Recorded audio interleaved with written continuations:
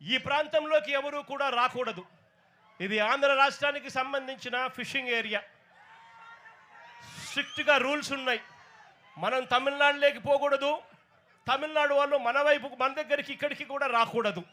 ఇవన్నీ స్ట్రిక్ట్గా రూల్స్ ఉన్నాయి. రూల్స్ ఉన్నా కూడా పక్కన తమిళనాడు నుంచి కరైకల్ ప్రాంతానికి చెందిన బోట్లు, మెకనైజ్డ్ బోట్లు మన ప్రాంతానికి ఇక్కడికి వచ్చి వాళ్ళు మెకనైజ్డ్ బోట్లతో ఇక్కడ మన మత్స్య సంపదనంతా కూడా తరలించుకొని పోతూ ఉంటే మన వాళ్ళు కడుపు మండి, మన వాళ్ళు తినడానికి ఇబ్బంది పడే పరిస్థితుల్లో కడుపు మండి రాష్ట్ర ప్రభుత్వం పలకని పరిస్థితుల్లో ఆ బోట్లను మన మత్స్యకారుల దగ్గరుండి ఆ బోట్లను పట్టుకొని పోలీసులకు అప్పచెప్తే పోలీసులు ఆ బోట్ల మీద కేసులు కట్టి ఎఫ్ఐఆర్లు చేసి ఆ బోట్లను సీజ్ చేస్తే ఆ సీజ్ చేసిన ఆ బోట్లను, ఆ ఎఫ్ఐఆర్ కట్టిన ఆ బోట్లను చివరకు మళ్ళీ ఏమైంది, ఇక్కడే ఇది ఫోన్ కాల్ డేటా.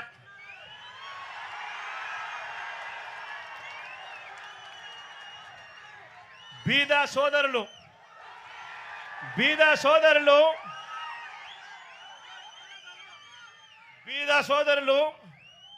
ఆయన అనుచరుడు కొందూరు పోలిశెట్టి,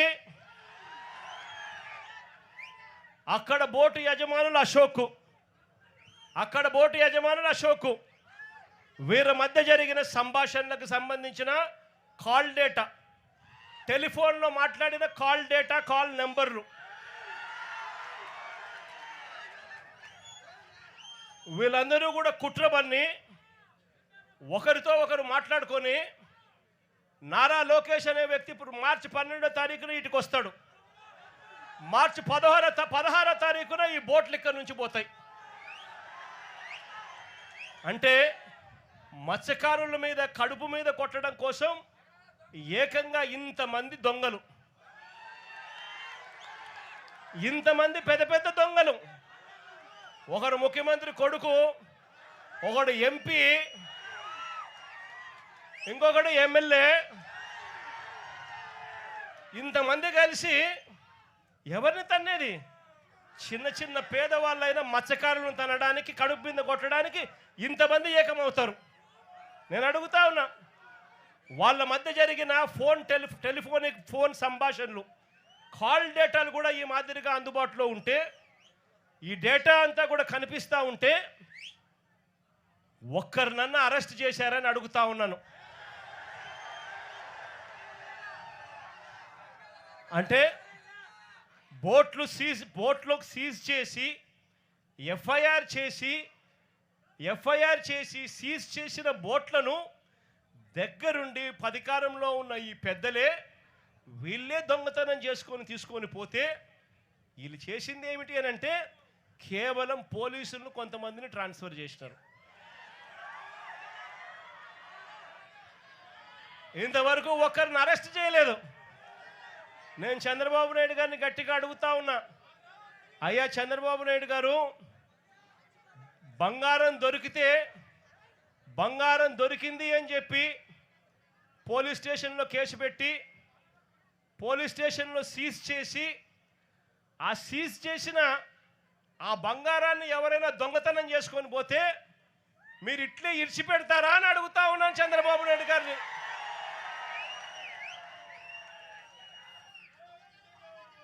మత్స్యకారులు అంటే ఇంత చులకనగా ఉన్న ఈ పెద్ద మనిషి చంద్రబాబు నాయుడు గారికి గట్టిగా బుద్ధి చెప్పే రోజులు త్వరలోనే వస్తాయని చెప్పి,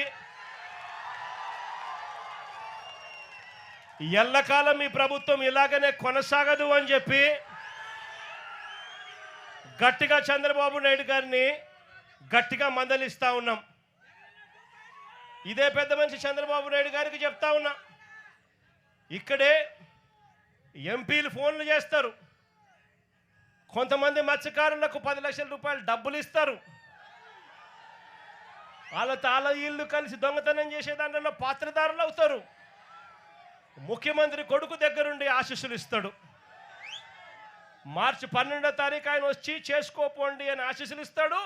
మార్చి 16వ తారీఖున దొంగతనం జరుగుతుంది. ఇంతకన్నా దిక్కుమాలిన ప్రభుత్వం ప్రపంచ చరిత్రలో ఇంకేదైనా ఉంటుందా అని అడుగుతా ఉన్నా మిమ్మల్ని అందరినీ కూడా. నేను అందరికీ కూడా ఒకటే చెప్తా ఉన్నా, చంద్రబాబు నాయుడు గారి వల్ల ఇవాళ రాష్ట్రంలోని ప్రతి సెక్షన్ కూడా, ప్రతి ఒక్కరూ కూడా ఈ పొద్దు చంద్రబాబు నాయుడు గారిని చీదరించుకుంటా ఉన్న పరిస్థితి. ఎన్నికలప్పుడేమో సూపర్ 6లని, సూపర్ 7లని, బాండ్లని ఇంటింటికి వచ్చి ప్రతి ఒక్కరిని మోసం చేశాడు. ఎన్నికలు అయిపోయిన తర్వాత గతంలో వైఎస్ఆర్సీపీ ప్రభుత్వంలో ఉన్న పథకాలన్నీ రద్దు చేశాడు. ఆయన పెడతానన్న బిర్యానీ కూడా తీసేసినాడు. చివరికి పలావ్ పోయింది, బిర్యానీ పోయింది. మరోవైపు చూస్తే చదువుకుంటున్న పిల్లలకు ఫీజులు అందక, ఫీజు రీయింబర్స్మెంట్, విద్యా దీవెన, వసతి దీవెన అందక పిల్లలు చదువులు మానేస్తా ఉన్న పరిస్థితులు. మరోవైపు చూస్తే గవర్నమెంట్ స్కూళ్ళు ఇవాళ అన్యాయమైన పరిస్థితులకి పోతా ఉన్న పరిస్థితులు. గోరుముద్ద కింద మనం తీసుకొచ్చిన పథకం ఈరోజు చిన్నారులు మంచి భోజనం కూడా పెట్టలేని పరిస్థితిలో ఈ రాష్ట్ర ప్రభుత్వం పనిచేస్తూ ఉంది. పిల్లల చేతుల్లో ట్యాబులు కనపడాల్సిన చోట, ఇంగ్లీష్ మీడియం బడుల కింద గవర్నమెంట్ బడులు జరగాల్సిన చోట పిల్లలకు ఈరోజు నాసిరకం చదువులు అందుతూ ఉన్నాయి. మరోవైపున చూస్తే ఆరోగ్యశ్రీ పథకం పూర్తిగా పడకేసింది. పేదవాడు ఈరోజు ఎక్కడైనా కూడా వైద్యం అందాలి అని అంటే లక్షలు ఈ పొద్దు పేదవాడు వైద్యం కోసం కడితే తప్ప వైద్యం అందని పరిస్థితి.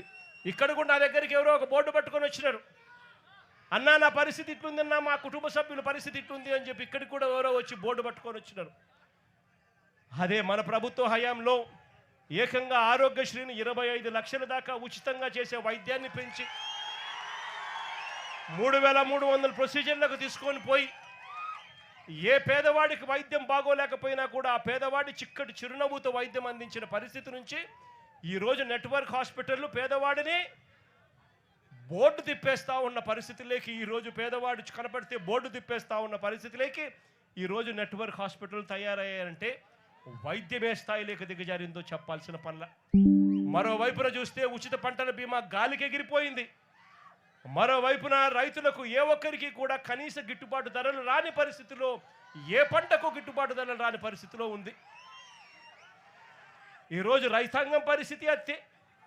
అక్క చెల్లెమ్మలకు గతంలో అన్ని పథకాలు అందిస్తూ అక్క చెల్లెమ్మలకు 0 వడ్డీ పథకాన్ని సైతం ఇస్తా ఉన్న పరిస్థితుల నుంచి ఈరోజు అక్క చెల్లెమ్మలకు ఏ పథకము అందక చివరికి 0 వడ్డీని కూడా తీసేసిన పరిస్థితిలో ఈరోజు అక్క చెల్లెమ్మల పరిస్థితులు ఉండరు. అన్ని రకాలుగా ఈరోజు ప్రజలు చంద్రబాబు నాయుడు గారిని తిడతా ఉన్న పరిస్థితులు.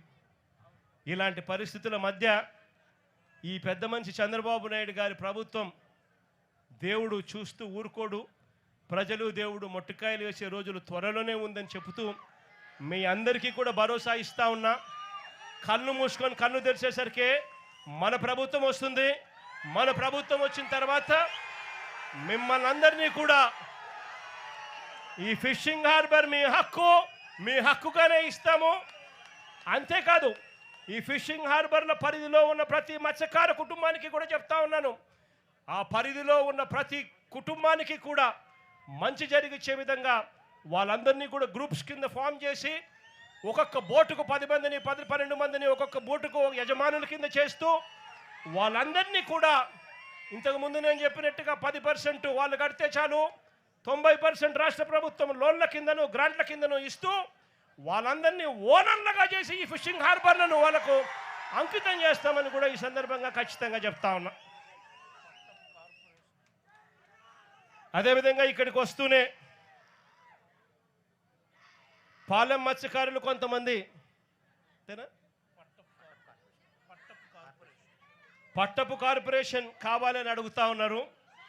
56 కార్పొరేషన్లు పేదల కోసం మన ప్రభుత్వ హయాంలో అడిగిన వాళ్ళకి ఎవరికి కూడా కాదనుకోకుండా కార్పొరేషన్ ఇచ్చాం.